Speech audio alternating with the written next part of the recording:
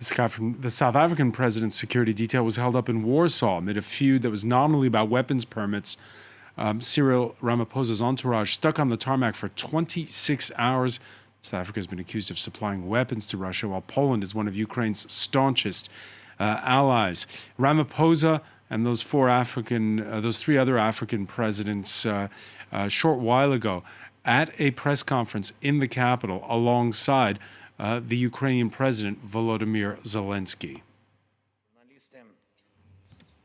Радий сьогодні вітати в Україні таку делегацію представників Африки, континенту, чий голос повинен чути світ, і тим більше, коли йдеться про фундаментальні безпекові питання. Particularly when we're talking about fundamental security issues and the restoration of the full power of the UN Charter and the whole system of international law. Unfortunately, this day started with yet another Russian terrorist attack against Ukraine. Cruise and ballistic missiles of Russia has shown the real attitude of Russia to all the efforts as to the restoration of the peace and to all the leaders of the world trying to protect the whole world from the aggression. Russia is the only source of war and the only reason why the consequences of this war are causing damage to the whole world, to different nations on different continents. Nobody can feel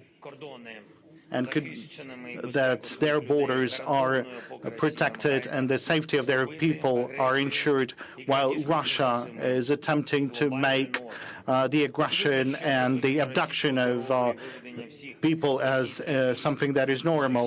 Surely the withdrawal of the Russian forces from Ukraine, this is the only thing that is able to stop this war. Ukraine, nor the whole world is requiring another frozen conflict. We need first is the peace formula. I have described how specific points of the formula would allow to restore the safety for Ukraine and the security for other nations that are receiving certain damages as a result of Russian aggression, the food safety, the nuclear safety and security, the safety of free shipping, and the social security around the world. All of this is possible when there will be no aggression, when the peace formula would be implemented. All the nations of the world have the right to live freely without any foreign influence or any other political influence. I am grateful to the participants of our meeting for supporting the principle of the territorial integrity and the protection of nations from the aggression. I have seen the prospects for our joint work on certain points of the peace formula. Surely I have invited the African countries to participate in the Global Peace Formula Summit that we are currently preparing. Mr. President, the prime ministers and high dignitaries, they were visiting Bucha and they've seen the consequences of Russians' actions, that they're bringing only death and the strong feelings. Yet I've explained how we could overcome the crimes and how to prevent these crimes from happening again. For example, the crime of mass deportation of the Ukrainian children who were abducted from the occupied territories and taken to Russia. We've talked about the consequences of Russian terrorist attack at the Kakhovka hydropower plant, the consequences for the people, for the environment, and for the infrastructure facilities, more specifically the Zaporizhzhia nuclear power plant that remains under the occupation of Russian forces for over a year. They're using that as a cover for shelling our own cities.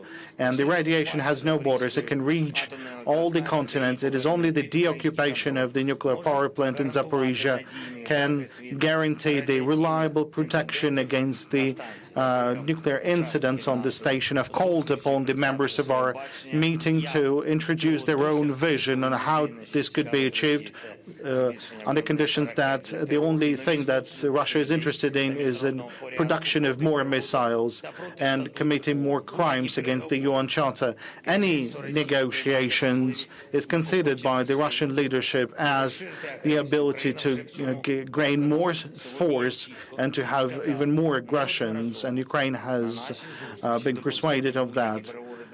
I've already mentioned that having any negotiations with Russia while the occupying forces are still in Ukraine would mean only that there would be an attempt to freeze this conflict. This is the reality.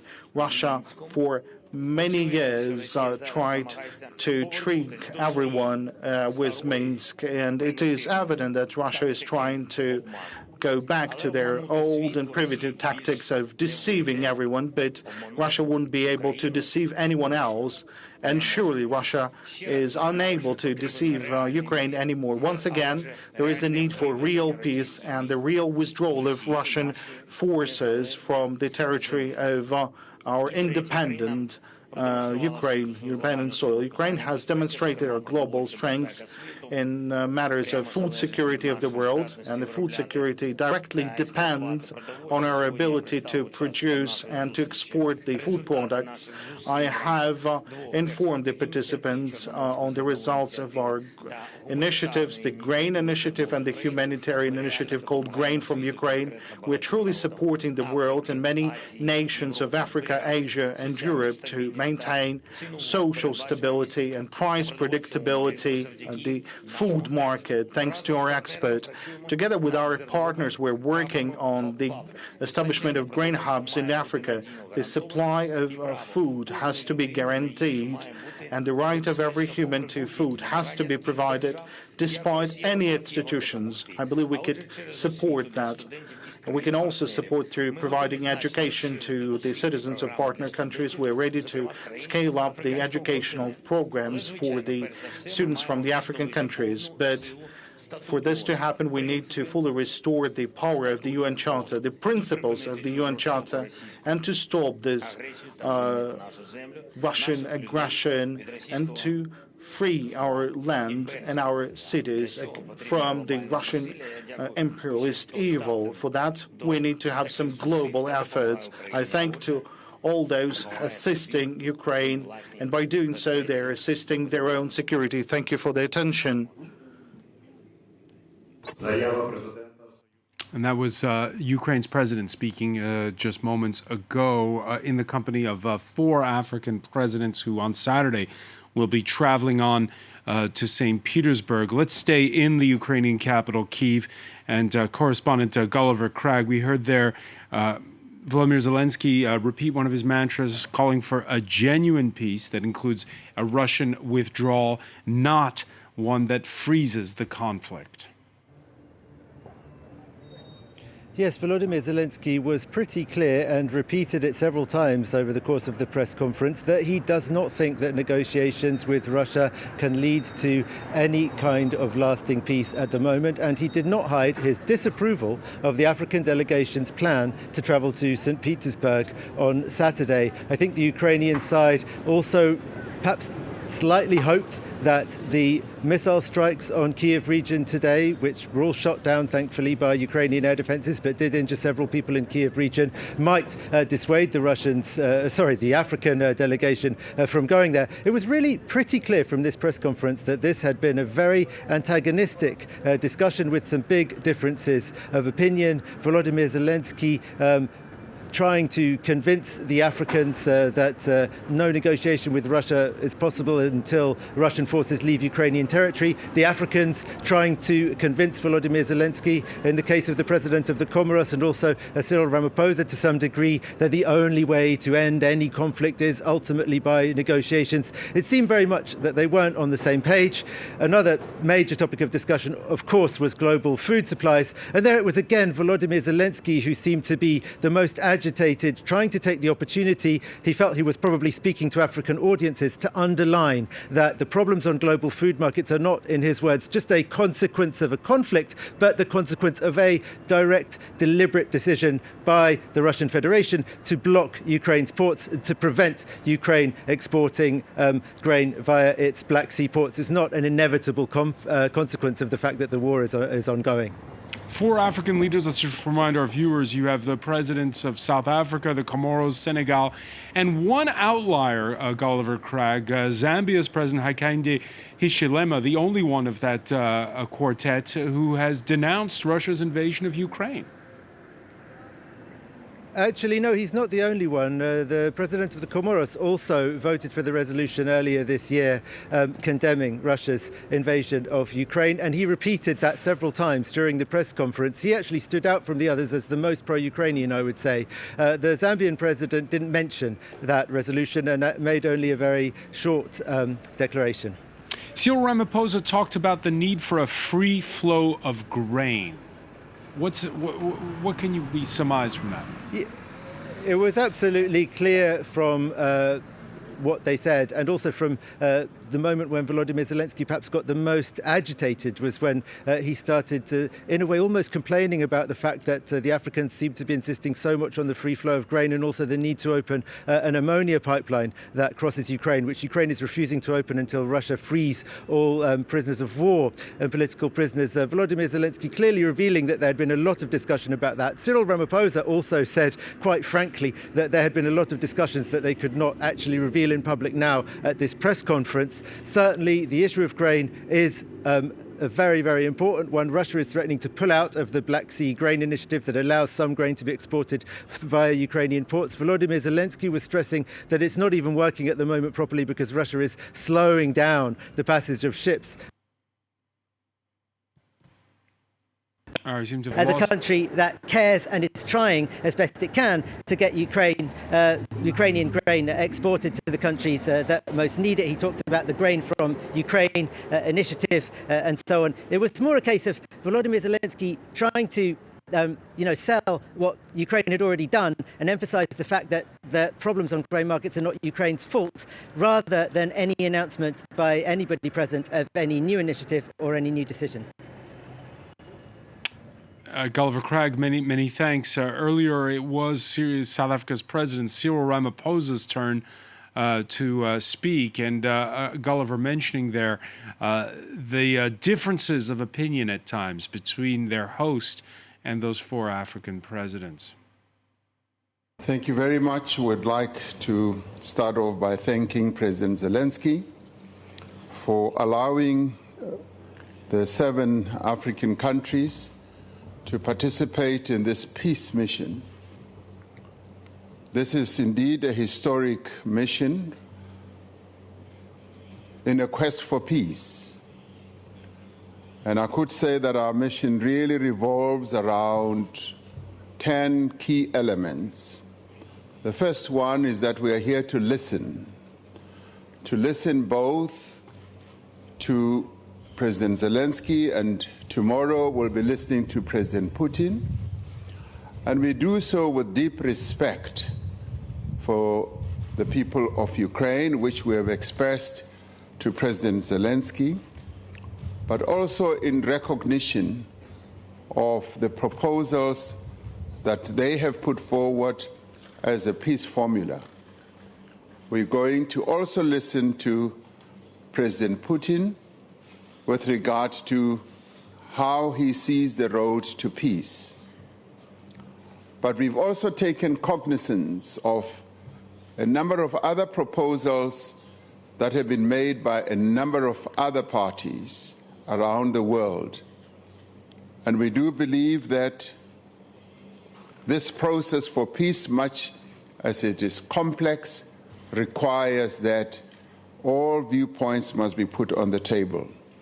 A second key element that we bring here is that this war must be settled, and there should be peace through negotiations and diplomatic means.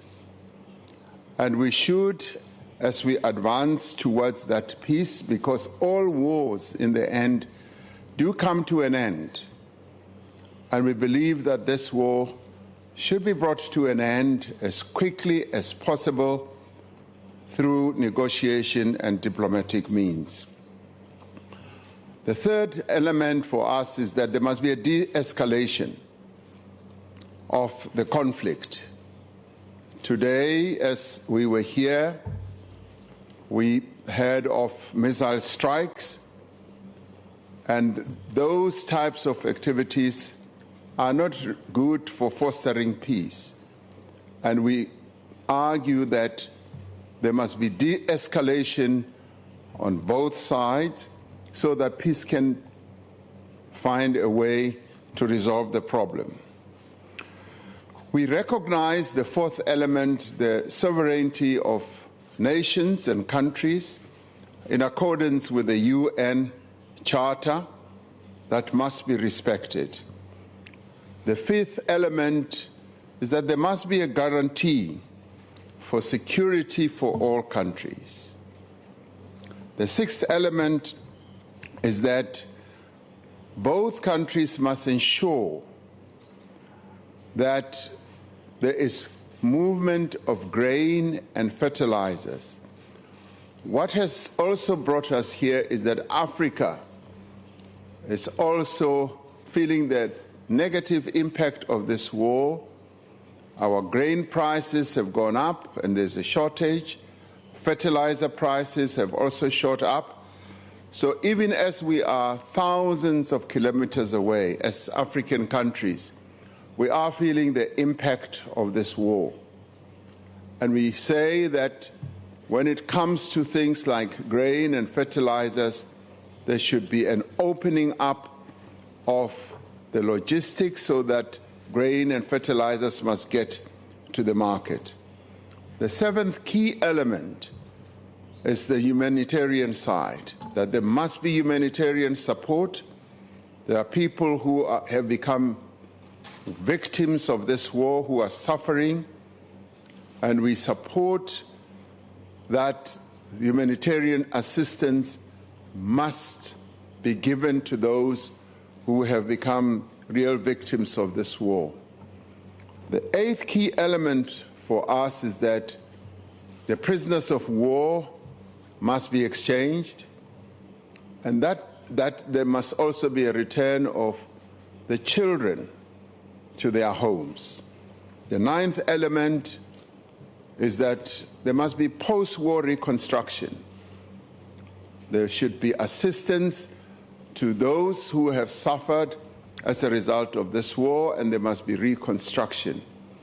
The 10th key element for us is that during the course of our discussions, President Zelensky said, yes, we should engage further, and we as African countries are prepared to participate in further engagement. We never thought that our engagement today, and say tomorrow as well in Russia, will lead to the results that will end this, but we want to engage so that a peaceful solution is found. So we welcome President Zelensky's openness that there should be further engagements, and as African leaders we stand ready and willing to have further engagements.